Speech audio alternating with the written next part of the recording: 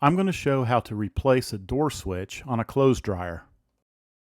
This is an LG brand dryer, but most brands have a similar style push-button switch. Open the dryer door to locate this switch. It can be found around the perimeter of the opening. Next, find the serial number and model number. This information is on a sticker located behind the door as well. Some models may have it on the back of the dryer. Write this information down. You will need this in order to purchase the correct switch for your machine. I found this one online. Here's what it looks like out of the box. Note its anatomy.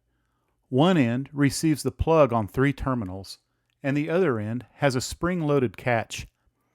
This catch gives a good visual of how the old one will be released.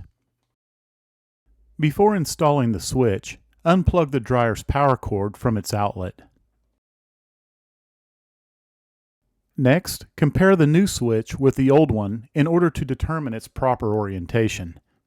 Once again, note the location and the mechanics of the catch, as well as the shape of the whole unit. This will give you an idea how to remove the old switch.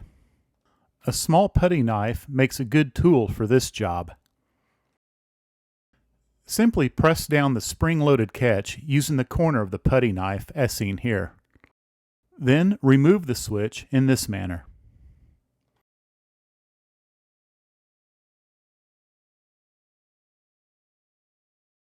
Once removed, pull the plug from the switch terminals and plug in the new switch.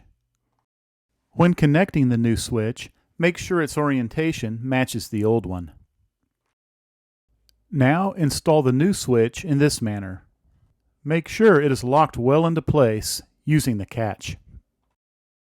The dryer can now be plugged back in and it's ready to use.